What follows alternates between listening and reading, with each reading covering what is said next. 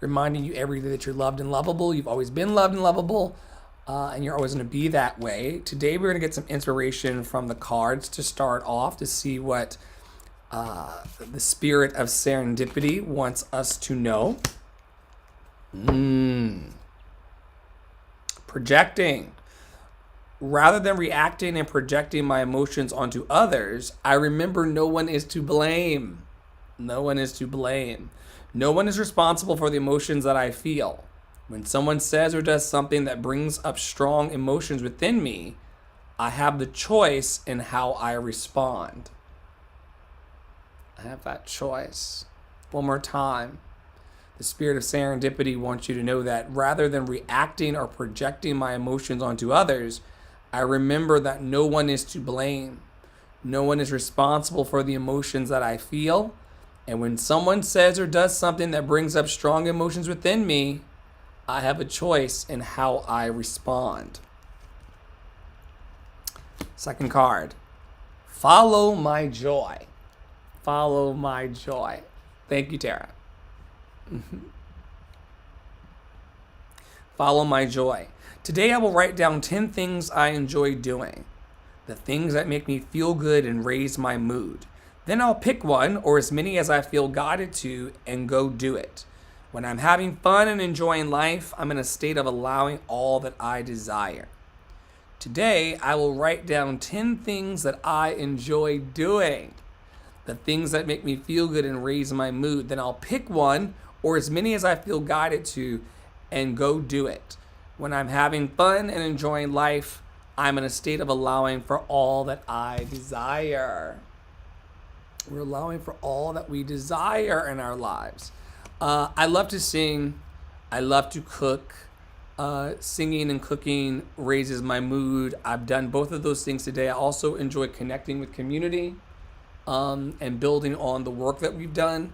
What are some other things that I enjoy doing? I enjoy playing video games. For those of you who know me well, you know that I love to kind of, do that. I enjoy building programs. That makes me feel good. And building ideas. I enjoy watching the Marvel Cinematic Universe unfold. What do you all enjoy as you're finding your joy? It's important that every day we find and follow our joy. The last card's going to be very, very magical for our crowd here. It's called Casting Spells. The words I speak and the stories I tell are like spells. What I say and believe, I attract more of. So I shift my story from lack to abundance, from victim to empowered, and from complaint to gratitude. Now, when I speak to others through my words, I am casting beautiful spells. Once again, that's casting spells. Amazing card. Amazing card. The words I speak and the stories I tell are like spells. What I say and believe, I attract more of. So I shift my story from lack to abundance, from victim to empowered, and from complaint to gratitude. Now, when I speak to others through the words, I'm casting beautiful spells. Casting beautiful spells. We were talking earlier in the lives throughout the day around me confronting my calcified, limited beliefs. These ideas and these agreements that I've made over the last few years about who I am and how they hold me back from a lot of the things that I say I desire up until now. Because the words I'm speaking about my capacity and ability is growing. I'm not speaking negative over my life and over my situation. I'm speaking light in life. All right. For those of you who've been with us for a while, you know that we do 52 weeks of Conscious Contact, devotional reading every day out of the Emotions Anonymous, Codependence Anonymous, and Alcoholics Anonymous tradition. Melody Beattie has done a great work about being vulnerable and giving us themes to focus our energies and our light upon. So this week's theme in Love and Action Network, drawn from the 52 Weeks of Conscious Contact with Melody Beatty, is all about presence. And this is the day 6 reading. The author writes, being present breeds gratitude. The more present we are for each moment of our lives, the more gratitude we'll feel. Once again, being present breeds gratitude. Just being still. I keep putting that in all of my social media because it's a mantra that I'm putting over myself every day. Be still and know. Be still and know. Be still and know. Be still and know. Got to be still to know who you are. Got to be still to recognize your power. Got to be still to execute your plan. Even if you're making outward motions, you got to be still inside. Stillness also brings confidence. And it certainly brings gratitude. Being present breeds gratitude. The more present we are for each moment of our lives, the more gratitude we'll feel. The gratitude focus for this week is that being present for each detail of our lives is a way of showing gratitude. And I'm just going to take a moment to take a breath in.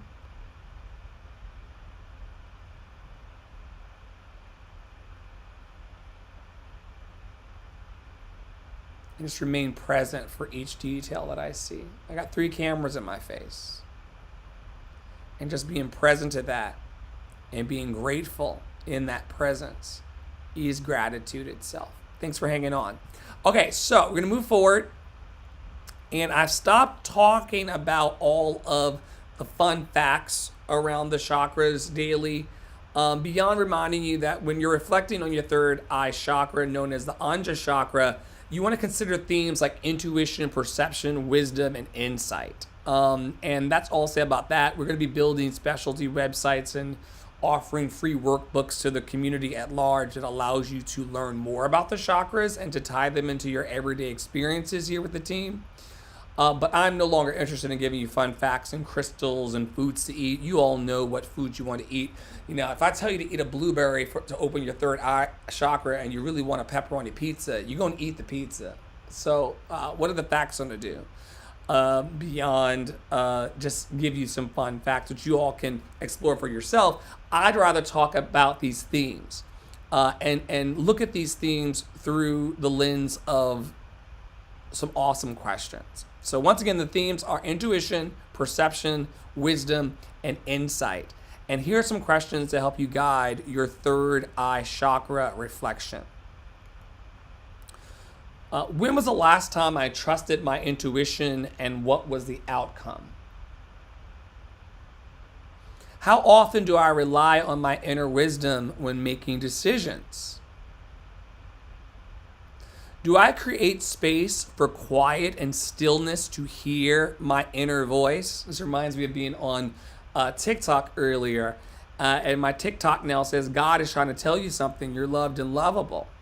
But I said this morning in my first live of the day that, you know, in order to hear that quiet and still and sure message of the fact that you're loved and lovable, you have to actually be quiet and still in the first place. Question is, do I create space for quiet and stillness to hear my inner voice? Especially for those of us who have partners and work jobs and are always have the TVs on and things. Y'all know that I'm always in a perpetual sound bath here. You know, when are the moments when maybe the sound bath needs to turn off so I can listen to my own inner voice?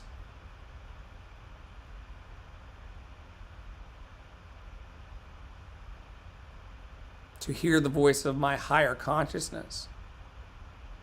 How do my perceptions shape my reality?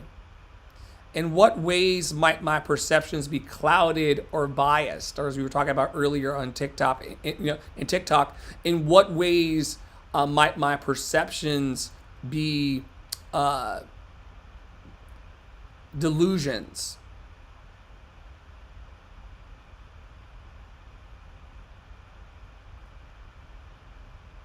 What practices can I engage in to see beyond surface appearances and get to the deeper truth? What practices? This is why I let the hoodoo people rock and light their candles and everything.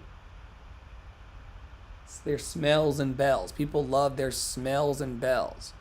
But there's a question behind it, a question around perception and reality. What practices can I engage in to see beyond surface appearances and to get to deeper truth? And I believe that our hoodoo community over in the House of Mommy Water are establishing practices that engage seeing beyond surface appearances and coming into a deeper understanding of themselves, of ourselves.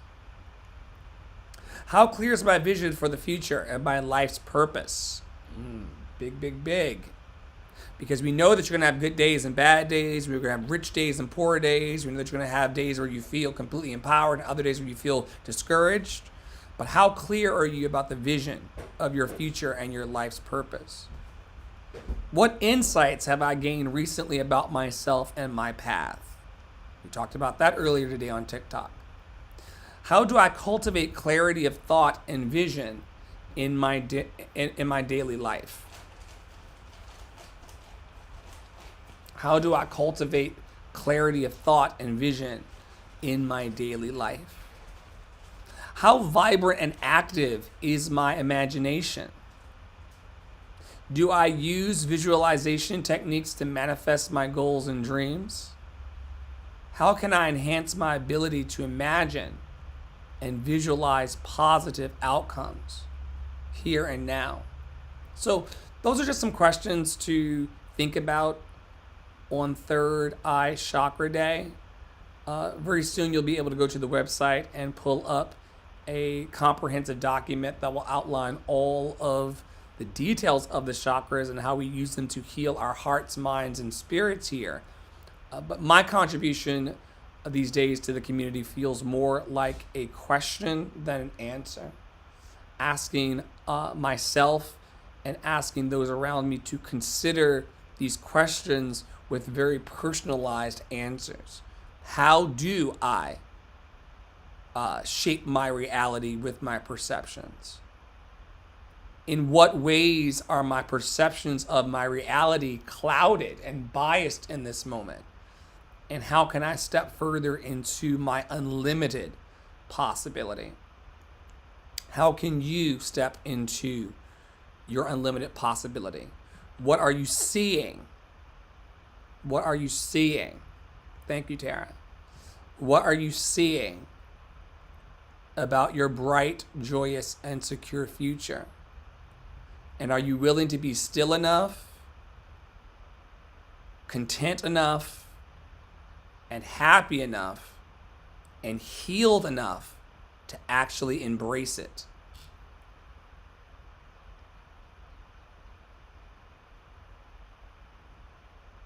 You can learn more about our work at lovedandlovable.org, where we are calling daily for ceasefire. I've heard that there is a 3-point plan coming out of Israel to stop being evil, genocidal maniacs. But even after that completes, there's going to be more work to be done. And we're doing the work here of supporting the community. We have coaches here. We have life coaches here. We have witches here. We have healing practitioners. We have people who are doing the work of self-love and mindset and thinking daily about how to step further into our success by using self-care, ritual, and tending to our mental health. If you'd like to learn more about the work that we're doing, lovedandlovable.org once again. In the meantime, stay in your power, stay in your joy, stay loved and lovable, and remember that you didn't come through all that you've come through to just arrive here. Your life has a greater purpose, and it may feel like it's falling apart at times, but trust me, it's really falling together for your highest good. And if you focus on the positive and focus on the good in your life and focus on the blessings that you do have, these things will multiply. As above, so below. And I hope today that you're choosing, as I am, to just relax into the good just for today. See ya maybe tomorrow, unless Tara's back from maternity officially. But if not tomorrow, somewhere, sometime.